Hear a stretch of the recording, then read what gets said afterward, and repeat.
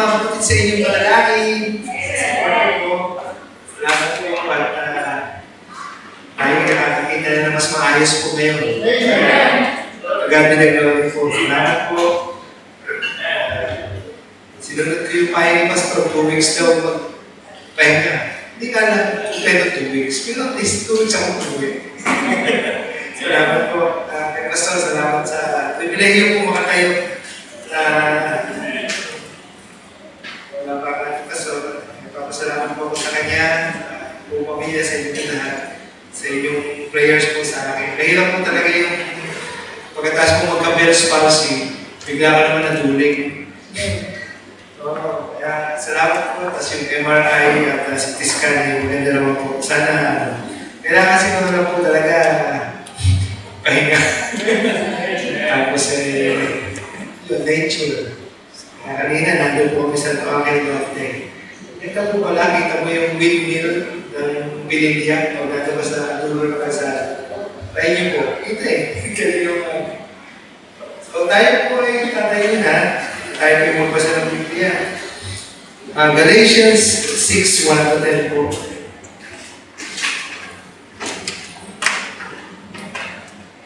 Galatians 6:1-10.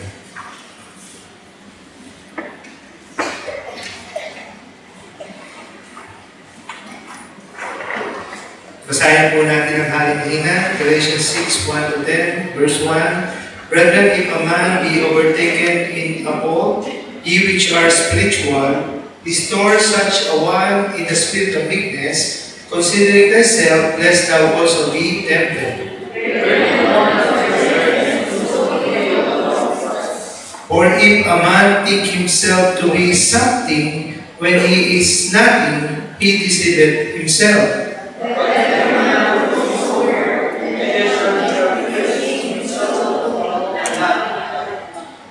For every man shall bear his own burden.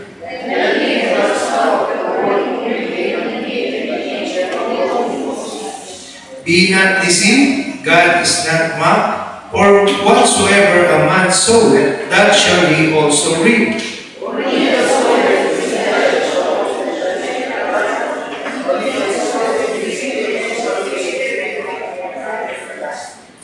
9, and let us not be weary in well-doing, or in due season we shall reap if we faint not. Altogether, as we have therefore opportunity, let us do good unto all men, especially unto them who are in the household of faith. Lord, salamat sa pagkakataong ito. Kayo po ang siyang may taas, patawad sa aming mga kasalanan. At nawa, Lord, ay kausapin niyo po yung mga anak sa inyong salita at kayo na po ang mag-guide sa amin, Holy Spirit ang mag-build sa amin at ma-edify ang mga kapatiran. Sa ipo ko po yan, Lord, ingatan niyo ang pastor sa kanyang pagbutin niyo at ang pamilya po niya. Sa ipo ko po yan, Lord, in Jesus' name, Amen. Salamat po, mga kapatid po yan. And salamat po. Bakit po talaga isa. So, ang ating po mensahe ngayon ay ulitin po natin the culture of true Christians. So, yung pinapupunta ni Pastor para mag-Christian, si Justin kagad na muna nagkaan sa akin. Sipag talaga So, yan ka lang yung outline. So, the culture of true Christians. Ano po ba ang kultura ng mga totoong Kristiyano? Kasi di ba, yung bawat, di ba, mga PMA, ano yun, loyalty, di ba, ano ba yung sa kanila? Tatlo yun. Tapos yung mga, security guard, no ID, no entry. Mga Christian, yan tayo. Kultura o kamugalian na ating dapat kagisnan o ginagawa bilang mga mana ng pagkatayan. Nalilito talaga ako kay Kuya Reggie o kay Pastor Laman. So, ano po ba yung ating mga kultura bilang mga Kristiyano? Alam ko po na malamang hindi na bago sa inyo ito, alam ko yun po. Pero maganda pong balikan natin yung verse 1 and 2, yung unang-unang point. Brethren, if a man be overtaken in a fault, ye which are spiritual, restore such an one in the spirit of meekness, considering thyself, lest thou also be tempted. Verse 2, bear ye one another's burden, and so fulfill the law of Christ. Hindi po ako sa... So, mga kapatid, ano po ba ang magandang kultura o kaugalian ng Kristiyano habang tumatanda? Oo. Kasi pag tayo yung tumatanda, minsan nakakabisado na natin. Pero familiarity sometimes breeds contempt.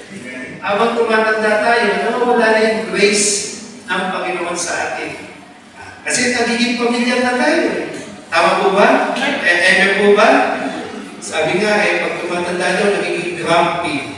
Ano yung grumpy? Lalo nagiging masama ugali. Kailangan tayong mga Kristiyano habang tumatagal ay yung Kristo nagiging mas kawangis natin.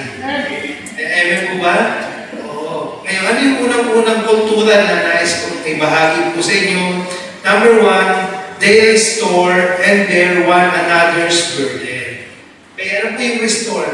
Pag meron kang kapatid na nagkasala o nahulog o anuman, restore. Kasi baka din naman tayo dumating sa pagkakataon na tayo din naman ang bumagsak. Ayaw din naman natin na tayo ay tadyakan pa, katapanan na tadyakan pa. Di ba? Ayaw po ba? O, pag may nakakita kang kapatid, lalo na kung bago, politiko, lalo-lalo na pag bago. Kasi, sabi nga ni Alex Ayala, pag lumago, hindi na hihinto. When it grows, it will never stop. Parang puno din yun. Babantayan mo siya habang bata pa. Pero alam niyo, ang puno, pag malaki na, kahit di mo na diligan, mabubuhay na yan. Sa kanya sarili, tutubo na siya. At hindi na siya mamatay taon-taon na, andyan na siya. Bakit? Puno na yun. Pero kung maliit pa yung puno, kasi nakipala ng malaki, bakit di mo na diligan yan? Diba? Yung mga puno mo sa aming compound, ganun yun. Kaya meron naman ako ng avocado. Kaya pag umuwi ako, tinitiligan ko siya, inumaya ko siya. Pero pag lumaki na yun, katulad ng rambutan, medyo na kailangan diligan lagi yun. Kusa na siyang tutubo sa panahon niya. O ganun po yun, pagbago, ingatan niyo sila. Kasi sila may tendency, umalis pa kasi mahina pa. Alam po ba? Mahina pa sa pananampalataya. Kaya restore and bear one another's burden. Kung meron problema, at kaya mo naman tulungan, supportahan mo. Okay?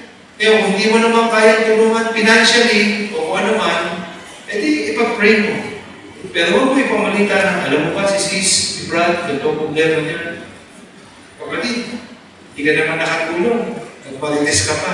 Politiko, habang tumatagal po tayo, dapat yung grace, yung fruit of the Spirit, yung Christ-likeness ang nakikita dapat po sa atin. Huwag tayong magtumandang Kristiyano na ang atin ay nadadagdagan ng doktrina pero ang ugali nagiging pangit. Amen po ba? Oo. Kanina, may napanood ako yung sabi doon, yung come and see. Okay? Gusto niya ipakita na si Kristo, hindi siya. Ganun po dapat Sa yung nakikita ng tao, halimbawa, ikita mo sila, bakit kaya hindi sumasama? Bakit hindi kaya umaatid? Ang tanong, napatunayan mo na ba sa testimony mo na ikaw ba ay maayos na tao o Kristiyano? Na pag nagtanong sila o sino man sa opisina mo, sa kapitbahay mo, sabi na ikaw ay isang maayos na tao, o maayos na, kasi ayaw nilang magitin yung Kristiyano, maayos na mamamayan, gano'n.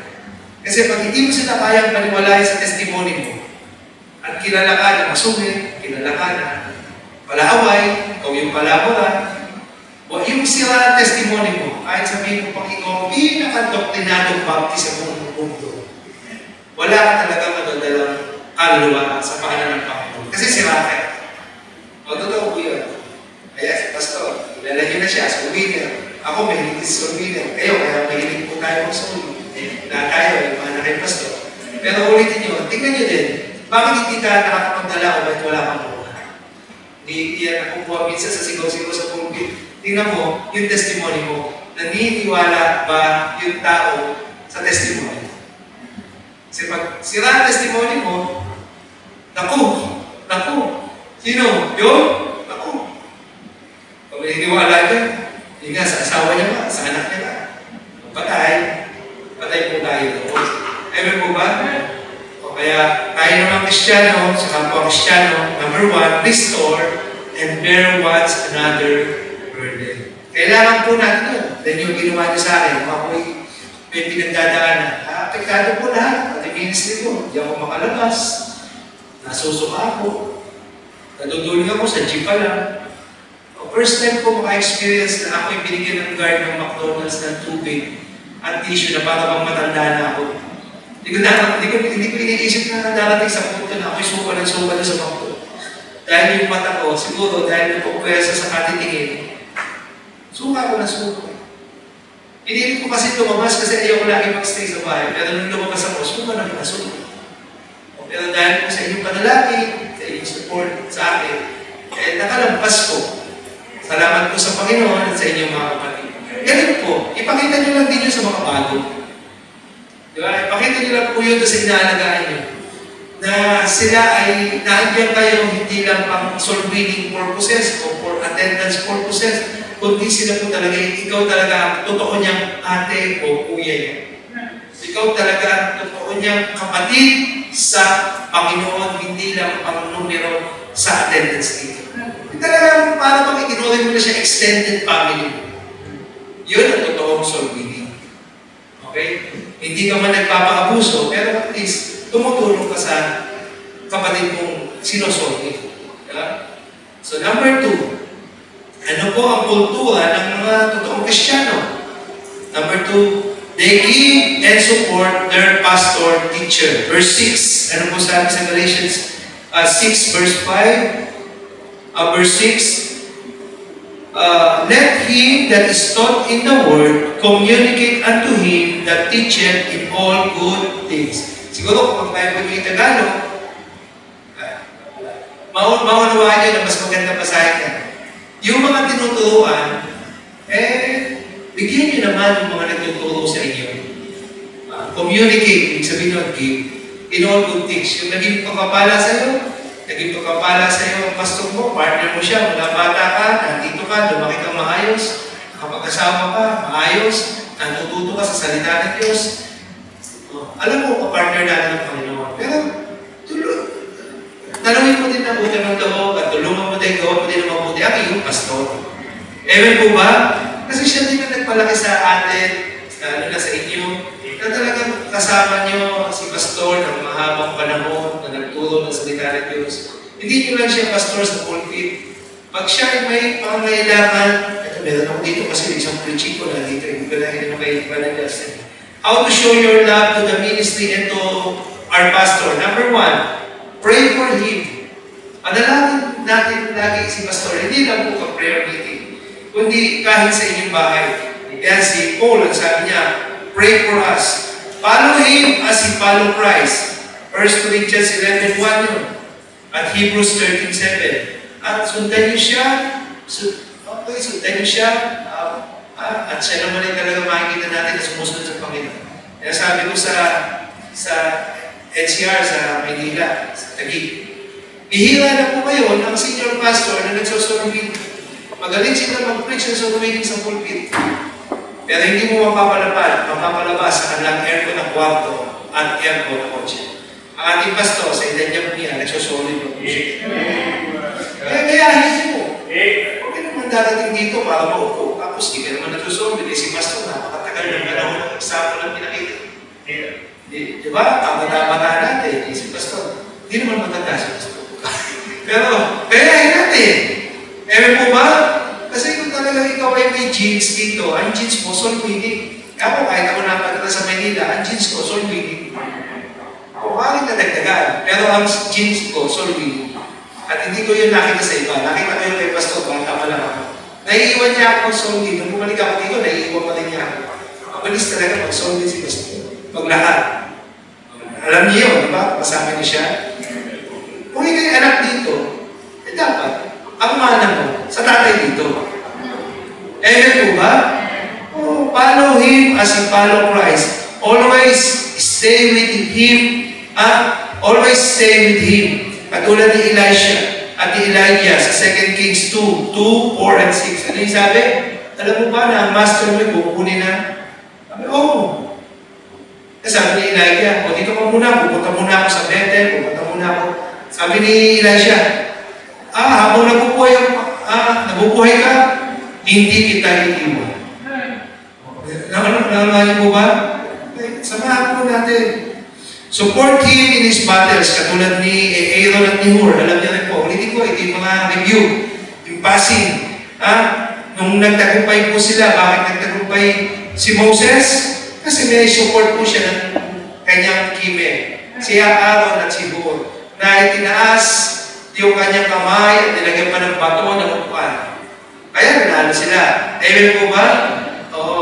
So, support po natin. Minsan, siguro, baka may sakit si pastor. Okay? Sana, tuloy-tuloy kahit na po ang ating pastor ay nagkaka-edad, nagkakasakit. Kung nagpapatanong din ako kay pastor kung anong balita. O, kumusta si pastor? Wala na daw yung sakit sa likod. Parang gano'n, may something. Inaalam ko po yun. Ikaw ba concern sa iyong pastor? Ako nasa malayo, inaalam ko eh. Ikaw baka cellphone ni pastor, di mo alam eh. Ikaw ang laging kasama. Kapatid, mahalin natin, supportahan natin yung ating pastor. Okay? And honor and protect your pastor. Pag may nagsalita ng masama, huwag ka namang aayon. Amen po ba? Oo. Huwag ka namang aayon. 1 Timothy 5:17, huwag maniniwala sa palatang sa pastor. Maliban kung may dalawa o tatlong saksi. Pero hindi na kailangan yung dalawa o tatlong saksi. Wala namang ginawa eh. Ewan po ba? Ipagtanggol po natin. Si Prophet Elisha, sinabihan ng mga bata na, kalbo. Anong ginawa ng oso? Nilapa. Si Moses, kinuha siya ni Miriam, at iaaraw ng authority, anong ginawa ng Panginoon kay Miriam? Nagkaroon ng ketong ng 7 days. Buti, pinag-pray pa nga siya ni Moses eh. Si Elimas, tinry niya na pigilan si Apostle Paul na mag-preach kay Sergius Paulus. Anong ginawa ng Panginoon kay Elimas? Ginawa siyang, binulag siya. So, mas maganda na yung pangako ng Diyos kay Abraham, I will bless them that bless you. Pinagpala natin ang likod ng Panginoon, ito pa, palayan po tayo ng Diyos. And then lastly, ano pong kultura ang maganda sa Kristiyano? Ano nga yung number 1? Number 1 ay, sabi dito, they restore and bear one another's burden. Number 2, they give and support their pastor, teacher. And then number 3, they continue showing spiritual and good things. Verse 7 to 10. Galatians 6, 7 to 10. Be not deceived, God is not mocked, or whatsoever a man soweth, that shall he also reap. For he that soweth to his flesh shall reap also of the flesh reap corruption. But he that soweth to the Spirit shall reap also Spirit reap life everlasting. And let us not be weary in doing good po yan. Well-doing, doing good. For in due season we shall reap if we faint not. Kung ano po ang ating tinanim, natural, nagtanim ako ng abukado ang anin ko. Tama po ba? Nagtanim ka ng kabutihan ang anin mo. Nagtanim ka ng spiritual ang anin mo.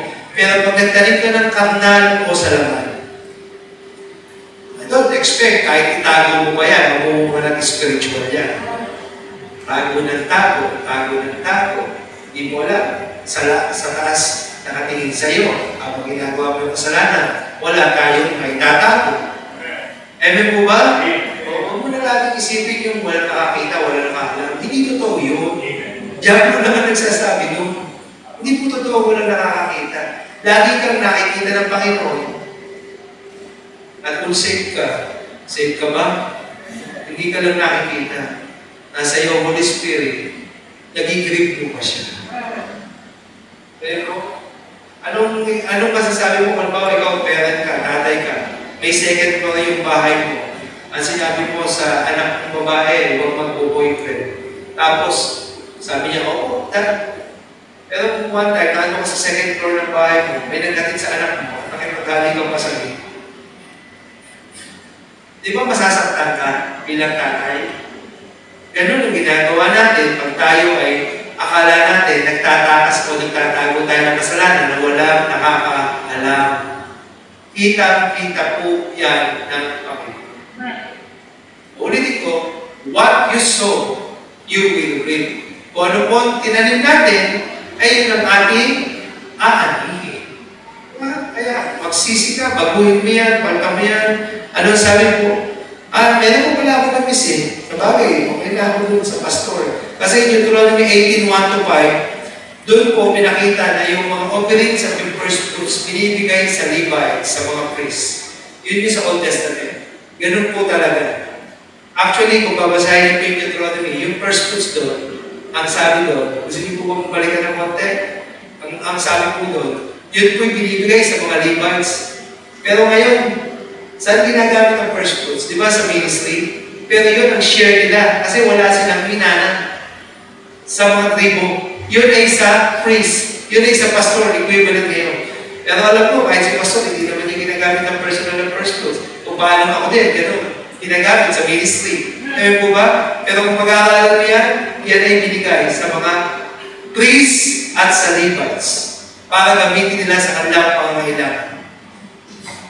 Ewan po ba? Kaya support the pastor, pero in number last, magtanim ka ng spiritual at mabuti. 1 Thessalonians 5:15, follow that which is good. Luke 6:35, do good.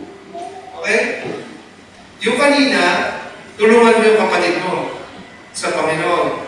Pero yung ito naman, gawa mo ng mabuti, sundin mo yung mabuti, kahit sa iyong kapitbahay, kahit sa iyong kamag-anak.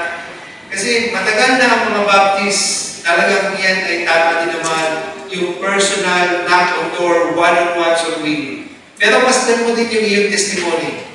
Kasi pag hindi ka maayos sa testimony, okay? Last week, kahit kung may sakit ako nun, sinorby ko yung aking tsugi na tumulong sa akin dati, na nag-ano sa akin sa bus, libre, tuwing Monday. Oo. Siya naman ngayon ang umutal-utal at siya naman ang na-stroke.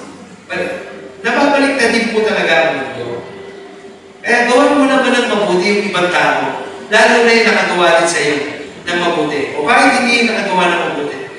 Sabi nga sa English, what comes around, what goes around, comes around. Diba? Ganun din yun, the principle of sowing and reaping. Pag naalala ka ng mga bata, na dati pag nakikita ko niya, binibigyan ako ng candy, binibigyan ako ng bento. Pagtanda mo, at sila naman ang professional, maaalala ka din nila. Ugod-ugod na tayo. Ngayon ko lang naisip na, kasi hindi pa nagsisingin sa akin ang matanda na ako. Pero pag ikaw ay nag-birthday sa hospital, 48 na pala talaga ako. Pwede na pala talaga ako magpa-bless. Ayaw ko tanggapin eh. 48 nasa hospital, birthday mo, July 1. Hospital dress ka. O di, talagang medyo kumbaga sa buhay, tumatanghali na tayo, hindi pa naman hapon. Tanghali. Di ba? Lalo siguro, mas matanda sa atin. Pero ang tanong, meron na bang ibang tao na kilala sa iyo, ikaw ay mabuti? Take note nakabaho na sa ating puso at isipan na hindi tayo naligtas dahil sa kabutihan, kundi sa pananampalataya. Pero ang tanong, nakikita ba sa iyo ang kabutihan? Kasi yun din ang utos ng Panginoon. Follow that which is good. Do good. We are His creation, okay? For good. Para gumawa ng mabuti. Yung dati mong ugali na ikaw ay mataray, supamot, hindi nagbibigay ng tawag, hindi naman dupang eh. Basta hindi ka nagbibigay, hindi ka tumutulong. Lagi ka na-church, pero ano, testimony mo sa ibang tao. Nakikita mo ba natin? Pansin mo, isipin mo, huwag naman sana mangyari. Pero kung sakaling dumating ang kamatayan sa atin, tayo mga Baptist, alam na alam natin sa langit ang punta natin. Pero ang tanong, meron kayong kapitbahay mo, nasisilip sa pulong mo, dahil maganda testimony mo. Isipin niyo, oo, sisilip ang kapatid, namuha dyan. Pero meron ba kapitbahay nasisiri dahil ikaw ay mabuti? Ulitin ko, baka may misunderstand niyo ako, hindi tayo gumagawa ng mabuti para maligtas. Pero ngayong ligtas ka na talaga, anong ebidensya na ikaw ay talagang binago na ng Panginoon? Kasi kahit ang Panginoon, nagpakain, nagpagaling. Di ba? Amen po ba? Oo. Ingat din tayo habang tumatagal tayo sa pagiging Kristiyano na hindi tayo tumatandang grumpy o masama ang ugali. Kundi tumatagal tayo dito na biyaya ng Panginoon, ang kawakis ng Panginoon, ang fruit of the Spirit, love, joy, wisdom, softness, tenderness. Diba? Yung mapagbigay ka ba, mapagpatawad pa po ba tayo? O habang tumanda ka, hindi! Nakailangan natin. So, na-maintain sa atin yung doktrina ng baptism. Hindi, makasalanan siya. Pero nalimutan mo yung forgive. Yung love. Ewan po ba? Pag-aralan natin yun. Maganda po yun.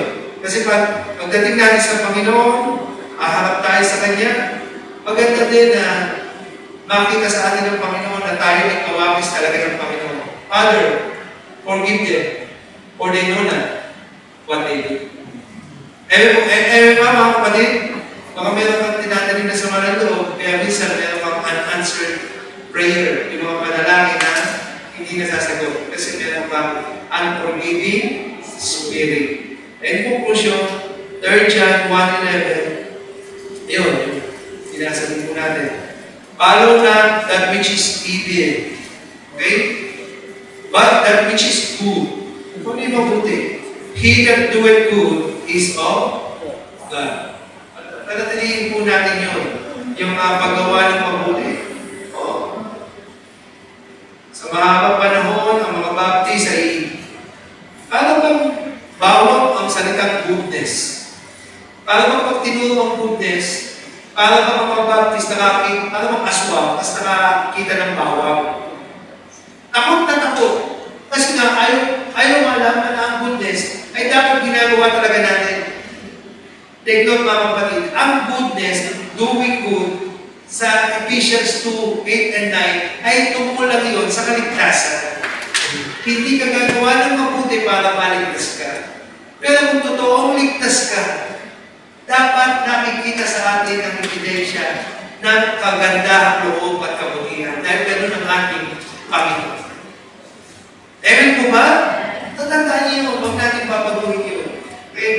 Gumawa ka ng mabuti, tumulong ka sa kapwa, kasi yan ang paraan na itinuro ng Panginoon sa kanyang mga apostol at tinuro ng apostol. Hindi para maligtas, kundi ebidensya ng ating kaligtasan. Okay? At tulungan natin ang kapatid. Kasi napansin ko, katulad ngayon, yung kapatid na nagpasabi sa akin na may sakit daw yung yun kasi ang pastor eh.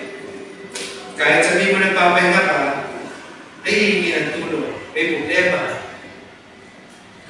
Sabi ko, tingnan nyo, at tulungan. Bigyan ng tulong. Kasi, si pastor yun, natutulungan ko sa kanya, at inaadap ko din doon. At ayaw ko na ng ministry sobrang tapang na walang nararamdaman puso. Gusto ko ang ministry nararamdaman. Ibig sabihin, kung may nangangailangan, at totoo namang nangangailangan, hindi nanganguso, tulungan agad-agad. Kasi kung tutulungan mo yan sa makalawa, o next month, o next week, eh magaling na yun. Baka nga nag-backslide din.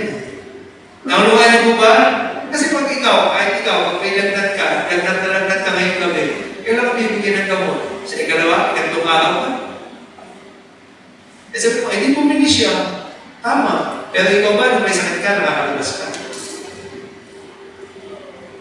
Di ba dumadaan sa pagkakataon na tayo, kahit na may pera, hindi tayo makalabas?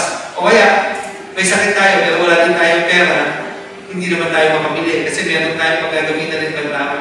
Pero pag naramdaman mo yung kapatid mo, binigyan ka lang kahit 3 bayesi, o binigyan ka lang kahit 3 pepenami. Doon sa pagkakataong iyon. Di ba? Doon sa pagkakataong iyon na kailangan mo. Hindi pinatagal, doon agad. Doon maramdaman na siya concerned sa iyo. Amen po ba? Oo.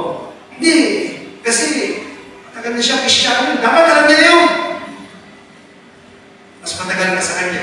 Dapat ikaw ang mas mature. Amen po ba? Oo. So tayo ay papasalamat sa Panginoon sa kanyang salita at nawa ito ay ating pong isang puso. Ito'y paalala lang sa ating mga naglilingkod sa Diyos. Kung tumigilan ko na sa inyo, kapasin ko naman, ang karamihan dito ay naglilingkod sa Panginoon.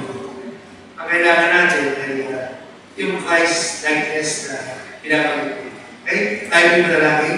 Panginoon, salamat po sa inyong salita.